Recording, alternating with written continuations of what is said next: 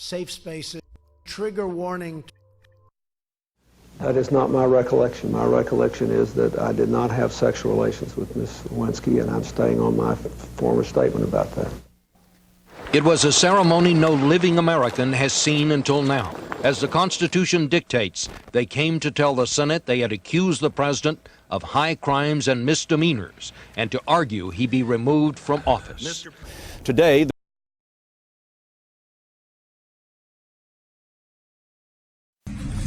now, I have to go back to work on my State of the Union speech, and I worked on it till pretty late last night. But I want to say one thing to the American people. I want you to listen to me. I'm going to say this again. I did not have sexual relations with that woman, Miss Lewinsky. I never told anybody to lie, not a single time, never. These allegations are false, and I need to go back to work for the American people. Thank you.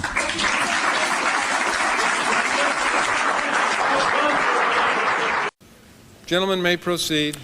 Mr. Speaker, I'm even more depressed today than I thought I would be yesterday.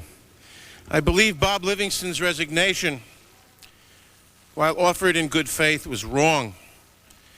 It is a surrender. It is.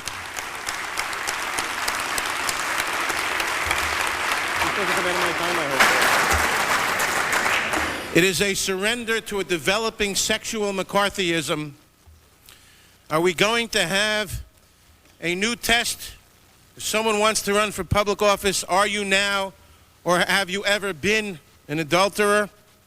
We are losing sight of the distinction between sins, which ought to be between a person and his family and his God, and crimes, which are the concern of the state and of society as a whole. the president's lawyers did what they could to influence the shape of the trial, while Mr. Clinton himself, at least publicly, ignored the historic moment. Shortly after the jurors were sworn, the president unveiled a new education proposal, never mentioning his new status as a defendant at trial.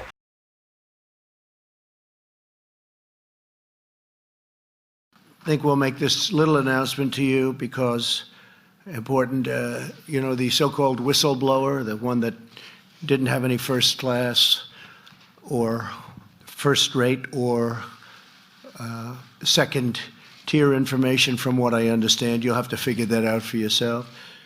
But I've spoken with Leader Kevin McCarthy and the Republicans, many of them, and we were going to do this anyway, but I've informed them, all of the House members, that I fully support transparency on the so-called whistleblower information, even though it was supposedly secondhand information, which is sort of interesting. And other things have come out about the whistleblower that are also maybe even more interesting. But also insist on transparency from Joe Biden and his son Hunter on the millions of dollars that have been quickly and easily taken out of Ukraine and China. Millions of dollars, millions and millions of dollars taken out very rapidly while he was vice president. And I think they should have transparency for that. I've informed the leader about that. And additionally, I demand transparency from Democrats who went to Ukraine and attempted to force the new president, who I met and is an outstanding person, who just met a little while ago. Some of you were there. I think he's going to be outstanding. He got elected on the basis of corruption. He wants to end corruption in Ukraine, and I think that's great. But they went there and they wanted to force the new president to do things that they wanted under the form of political threat. They threatened him if he didn't do things. Now, that's what they're accusing me of, but I didn't do it. I didn't threaten anybody. In fact, the press was asking questions of the president of Ukraine, and he said, no pressure. I used the word pressure. I think he used the word push, but he meant pressure, but it's the same thing. No push, no pressure, no nothing. It's all a hoax, folks. It's all a big hoax.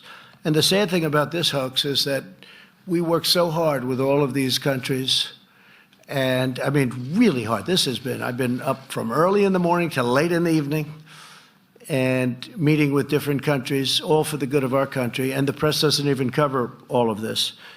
And it's really disappointing also to those countries that are with us and spend so much time with us.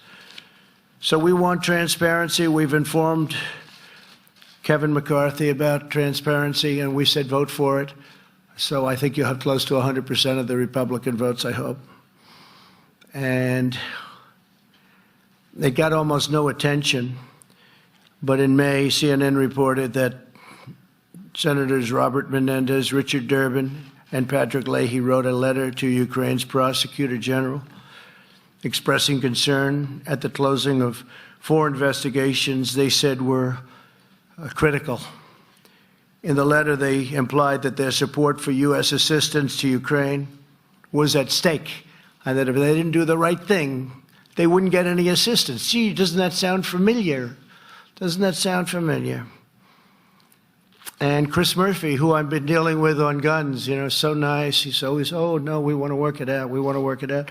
But they're too busy wasting their time on the witch hunt. So Senator Chris Murphy literally threatened the president of Ukraine that if he doesn't do things right, they won't have Democrat support in Congress. So you're going to look all of this up. One other thing, I'm just going off certain notes and elements of what we've been doing over the last 3 days, but this just came up a few minutes ago. The Amazon Washington Post just put out a fake article that acting director of national intelligence, Joseph Maguire, who I've gotten to know, and he's a tough cookie, and I was surprised, I was shocked to hear this, was going to quit, blaming the White House for something that they wouldn't let him talk openly, freely. And I was shocked because I know Joe, and he's tough guy. And I was really surprised to hear he was going to quit. Before I could even either talk to him or talk to anybody else, he put out a statement. I didn't speak to Joe yet. But he said, at no time have I considered resigning my position. In other words, the story in the Washington Post was a fake. At no time have I considered resigning my position since assuming this role on August 16th, 2019. I have never quit anything in my life, and I am not going to start now. I'm committed to leading the intelligence community to address the diverse and complex threats facing our nation. That's from the acting director of national intelligence, a very good man, Joseph Maguire.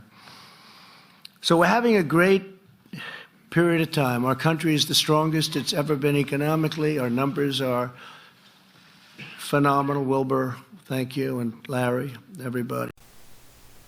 Like many other news stories, the mainstream media worked real hard to make everyone believe that Bill Clinton's impeachment was about no more than perjury and Monica Lewinsky.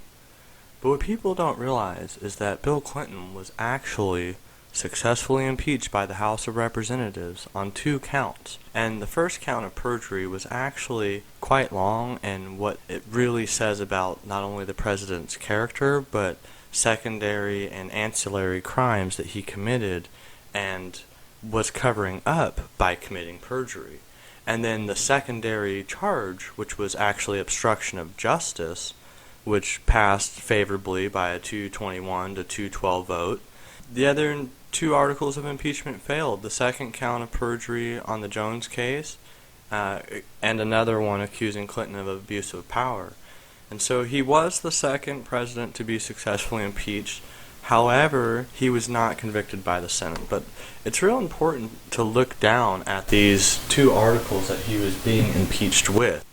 The eventual charges that passed in the House was Article 1, charging that the nature and details of his relationship with Lewinsky were lied about, that prior false statements he made in the Jones deposition were proven to be perjured, prior false statements he allowed his lawyer to make characterizing Lewinsky's affidavit, proven to be false, his attempts to tamper with witnesses.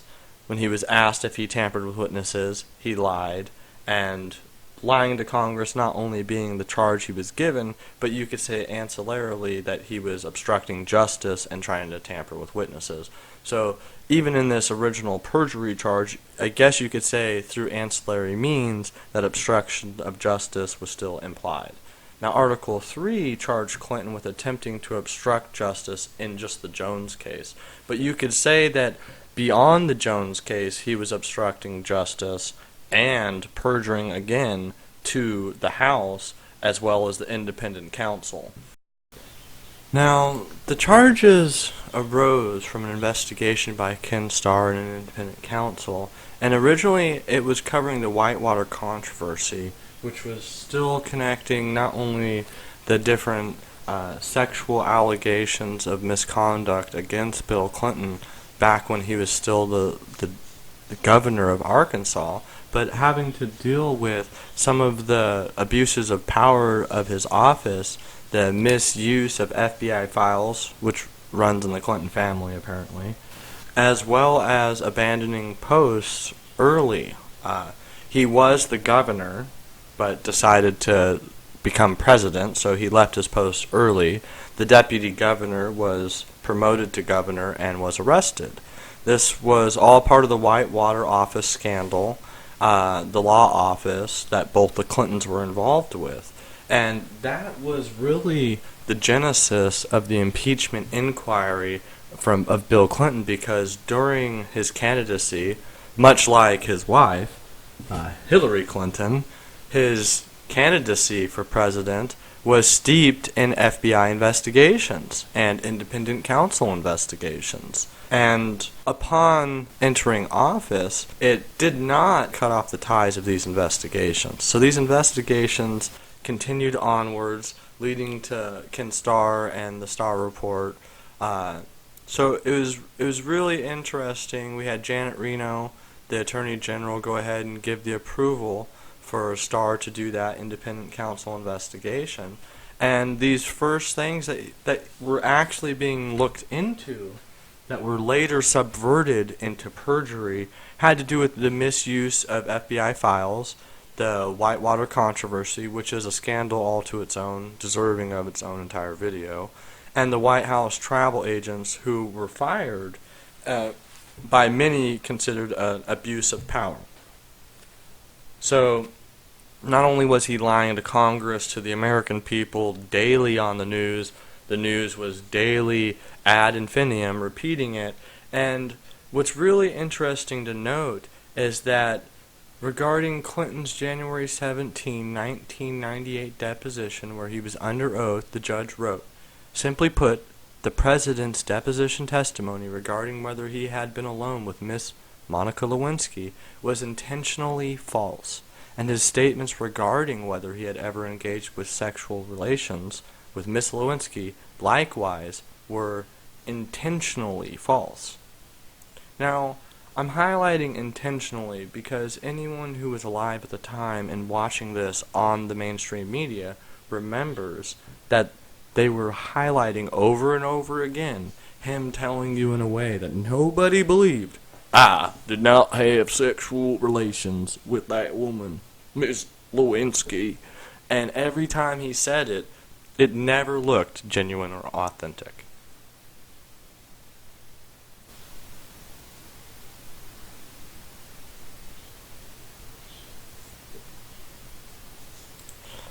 Article 3, charging Clinton with obstructing justice in the Jones case by encouraging Lewinsky to file a false affidavit, encouraging Lewinsky to give testimony if and when she was called to testify, concealing gifts that had been given to Lewinsky that had been subpoenaed, attempting to secure a job for Lewinsky to influence her testimony, permitting his lawyers to make false statements characterizing Lewinsky's affidavit, attempting to tamper with the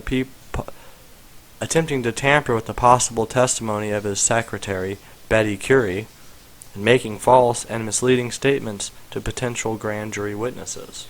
While the partisan display in the Senate today might seem at odds with history, that's not necessarily the case.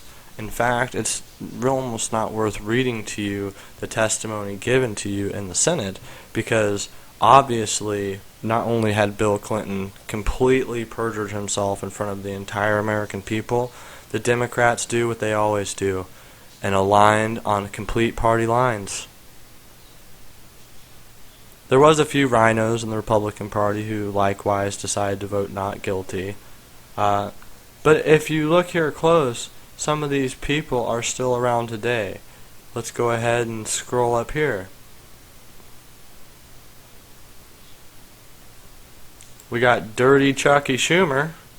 Looks like he was around and believed that Clinton was not guilty.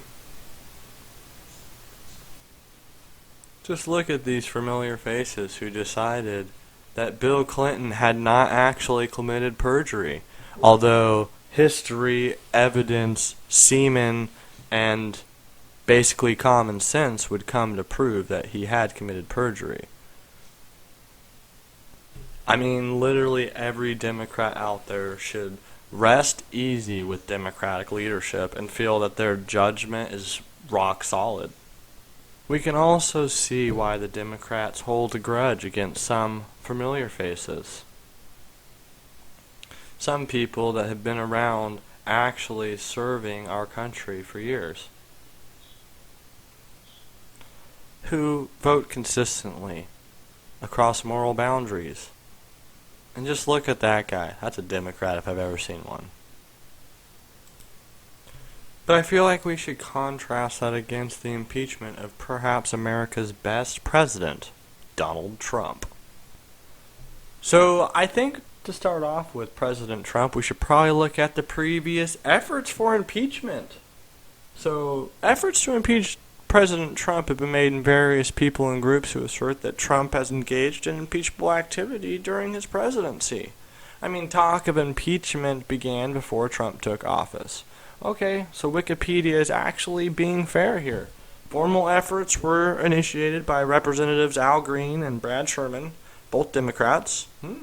That surprises me. In 2017, the first year of his presidency, a December 2017 resolution of impeachment failed in the then Republican-led House by a 58 to 364 margin. Okay. So Democrats gained control in the House following the 2018 elections and launched multiple investigations into Trump's actions and finances. We all know how those turned out.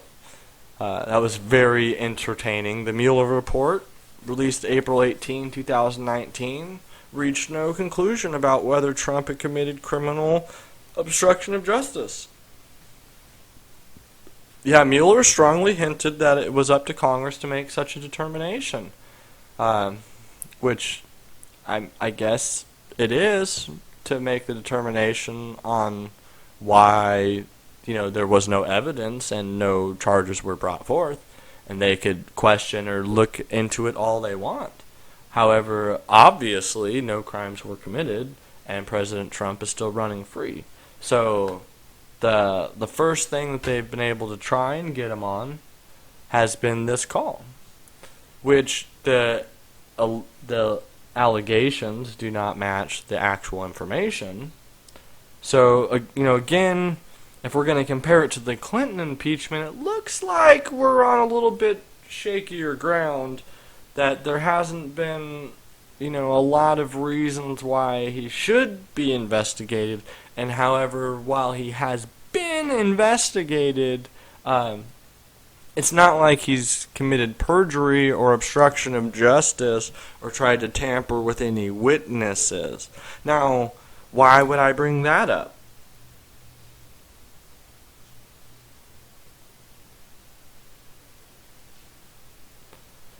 So perhaps what's most important to remember here is that not only has the mainstream media deceived you continuously since the 1990s on what has actually even happened with the Clinton impeachment trials.